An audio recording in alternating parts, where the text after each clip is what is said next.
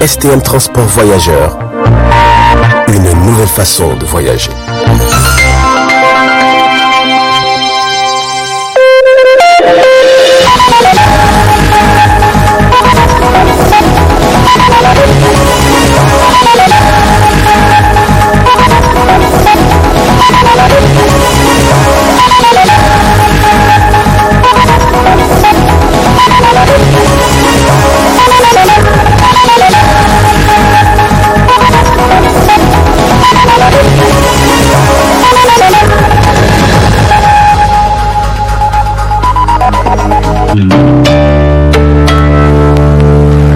Bonsoir et bienvenue à ce journal du soir.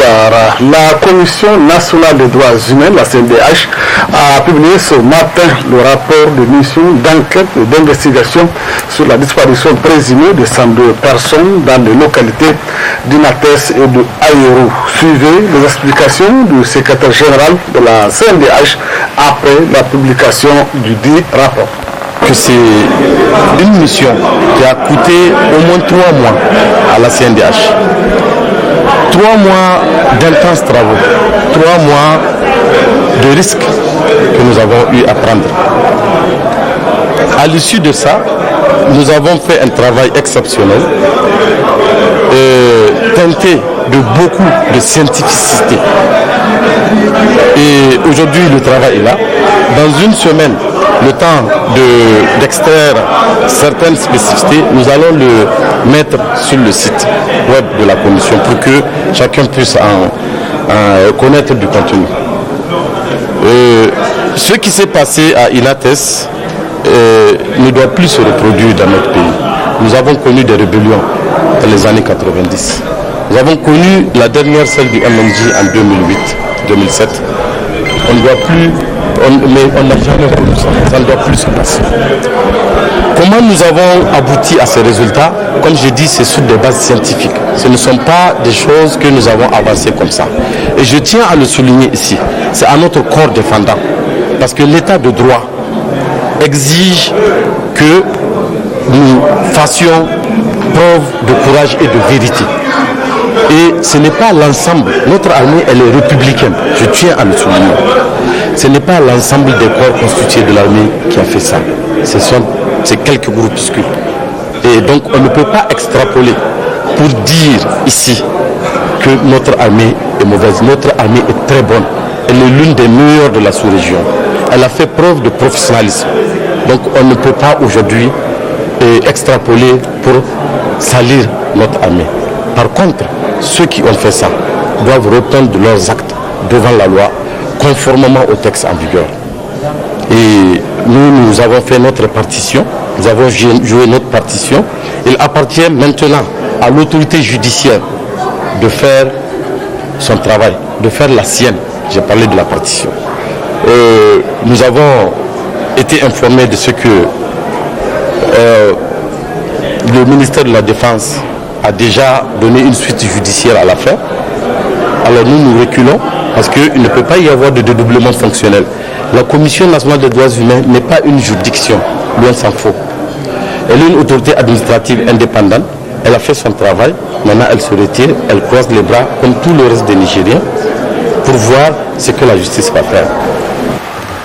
Poursuivons ce journal avec ces dons faits par l'UNICEF au ministère de la Santé d'un important lot de matériel, bien sûr, en réponse à la propagation de la pandémie du coronavirus. La cérémonie s'est déroulée dans les locaux de la direction de l'hygiène publique et de l'éducation pour la santé, en présence de nos reporters, notre stagiaire Aïssa Adamou et Kantama Ibrahim. Cette cérémonie officielle de remise d'un important lot d'intrants de prévention et contrôle des infections et de protection du personnel médical d'une valeur de 115,7 millions de francs CFA rentre dans le cadre de la réponse nationale à la pandémie de la COVID-19.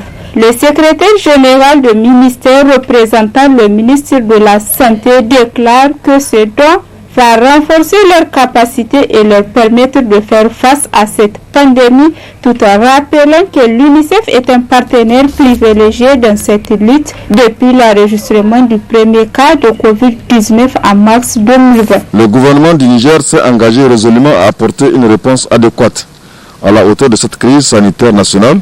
Ainsi, le gouvernement a élaboré un plan national d'urgence en vue de faire face à la flambée des cas au Niger, où aujourd'hui toutes les 8 régions du pays ont rapporté des cas confirmés de Covid-19. Toutefois, la région de Niamey constitue toujours l'épicentre de cette pandémie pour notre pays. Pour accroître la capacité de riposte du Niger à cette pandémie, le ministère de la Santé publique a sollicité et obtenu l'accompagnement de plusieurs partenaires financiers, dont l'UNICEF.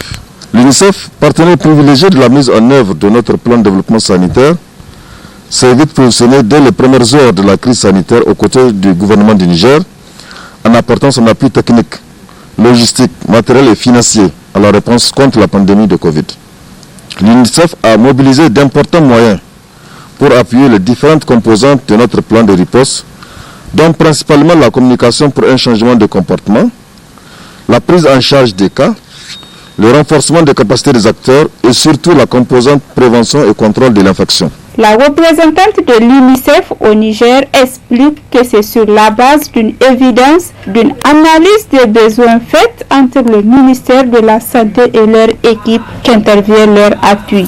Depuis le début de la pandémie, l'UNICEF se tient aux côtés du gouvernement nigérien et de ses partenaires, tant à travers son rôle de co-lead de plusieurs commissions nationales, dont celle en charge de la logistique, de la prise en charge de la communication sur les risques et l'engagement communautaire, de la prévention et du contrôle des infections à travers son engagement important dans la riposte, dans la surveillance épidémiologique et dans la coordination de la réponse nationale.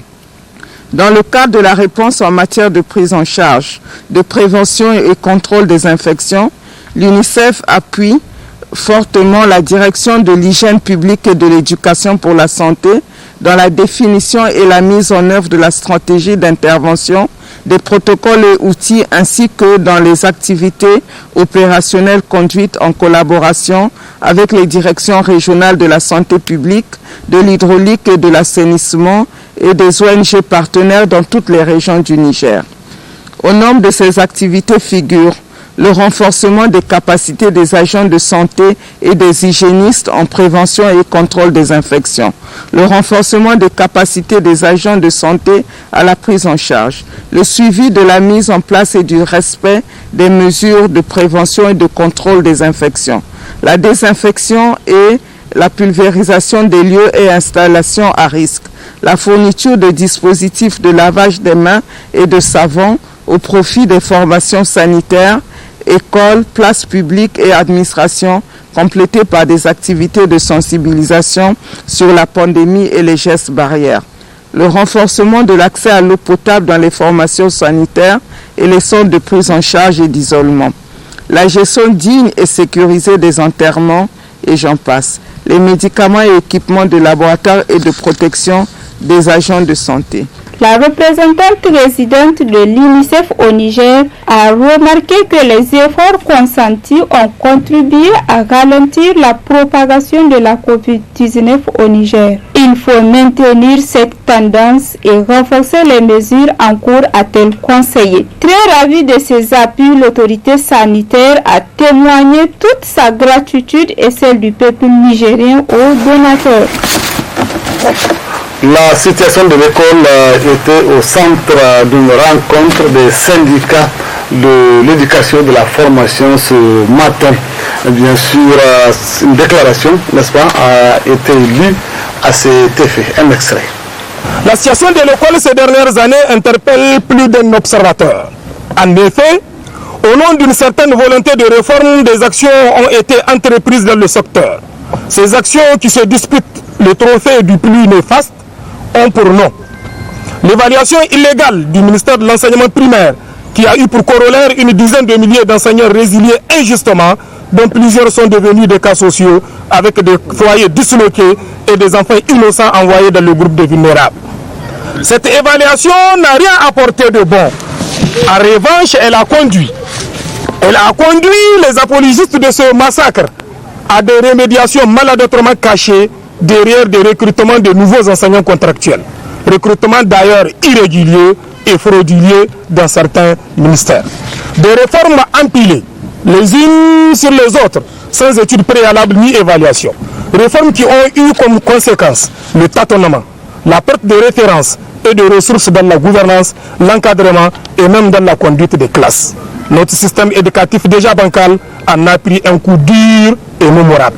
Tout le long de ce chapelet d'impair dans le secteur, il y a eu remise en cause des avantages réglementaires des enseignants, dont entre autres l'arrêt brusque de recrutement sans concours d'enseignants à la fonction publique, l'arnaque perpétrée sur les pécules au niveau de Niger Post, la maltraitance des enseignants et de la profession, les coupures abusives d'indemnités et de primes, le blocage prémédité de la carrière, les programmes mal mis en œuvre, les politiques éducatives faites pour le tiroir, la gestion dubitative et étendue du personnel, la chute des acquis scolaires, la liste noire est longue. Après avoir tout mis à terre, c'est maintenant le patrimoine de l'éducation qui est dans le viseur de ceux qui sont censés le protéger. En effet, la rétrocession des terrains alloués à l'éducation au profit des promoteurs privés à but lucratif a commencé pour continuer à dévorer ce qui jadis était considéré comme étant sanctuarisé. Le cas de l'école Aïssatou Kondo de Zender et celui de l'école terminus de Niamey constituent un parjure pour le système éducatif. Pour le cas de l'école terminus de Niamey, nous sommes étonnés de constater au moment où, au ministère des enseignements secondaires, des lycées et collèges sont bondés avec des classes à effectifs pléthoriques, au moment où des besoins en infrastructure existent encore au ministère des enseignements techniques et professionnels, au ministère de la jeunesse et du sport, etc., que cette école devenue presque un symbole national soit rétrocédée à un promoteur privé. Le comble est que le ministère désistant siège à l'exégu et continue à louer des villas annexes pour loger ses différentes directions et autres démembrements. Parlons politique à présent avec la fin de la tournée de proximité avec les militants entamée par le président du Parti nigérien pour la démocratie et le socialisme, Pendes Taraywa, dans la région de Maradi. Bazoum Mohamed était à Barmou, Mayaï, Tessawa, Gadebej, Dakoro, Kwarnaka, Issawan, Ourafan, pour ne citer que ces localités. Ce matin du 4 septembre 2020, Bazoum Mohamed était l'hôte des populations du Manga. Il séjournera du 4 au 5 septembre prochain. Nous y reviendrons dans nos prochaines éditions. Comme pour emboîter les pas à Bazoum Mohamed, le président du RDR Tchengi, Mamadou Ousmane, s'est rendu, lui a connu ce matin. L'objectif de cette sortie est défini par l'ancien président de la République à travers cet extrait. L'objet de ma sortie est le suivant. Vous savez, nous sommes un parti relativement jeune adulte qui a tenu son congrès le 25 janvier de cette même année. Et ce congrès a investi le bureau politique national issu de la fusion et également notre candidat aux élections présidentielles dont j'ai l'honneur d'être. Il est tout à fait normal, conformément à notre constitution, conformément aux lois de la République, que, en tant que responsable du parti, nous allons superviser nos différentes structures. D'abord, les structures au niveau des régions. Les 8 régions actuellement sont dotées de structures régionales de direction et de gestion du parti. Concernant la diaspora, le renouvellement n'est pas terminé, mais ça a déjà commencé. En ce qui concerne les départements, le renouvellement est en cours. En ce qui concerne les communes, c'est également en cours.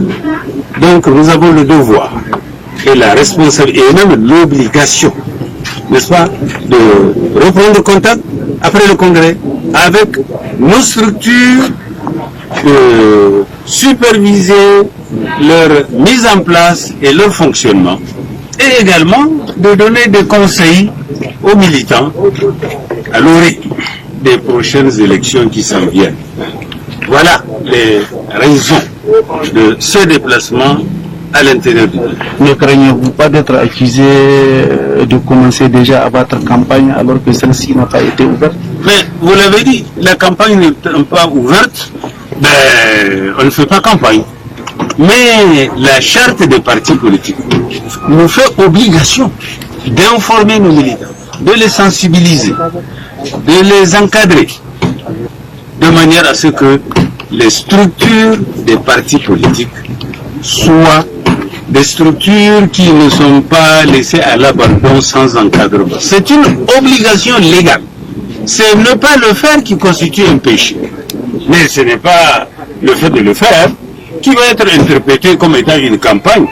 Le moment de la campagne viendra, Inch'Allah. Et vous nous verrez, vous nous entendrez, bismillah.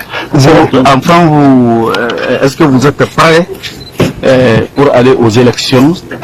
Et est-ce que vous pensiez que vous allez gagner ces élections? La première partie de votre question. Nous sommes prêts pour aller aux élections. Nous sommes prêts. C'est pour cela que nous faisons la supervision des structures des partis qui constituent le support qui permet de suivre le déroulement des élections à nos mots. L'ancien président de la République et président du RDR Tchangi ce matin a connu, et c'est avec bien sûr cet extrait, cette intervention du président Ousmane que nous bouclons ce journal. Merci de nous rester fidèles à d'autres infos, n'est-ce pas, sur notre site web www.tambara.net ou bien sur YouTube, tout simplement. Très bonne fin de soirée à tous.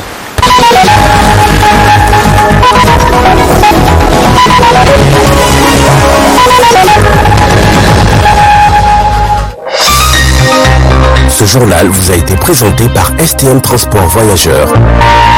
Une nouvelle façon de voyager.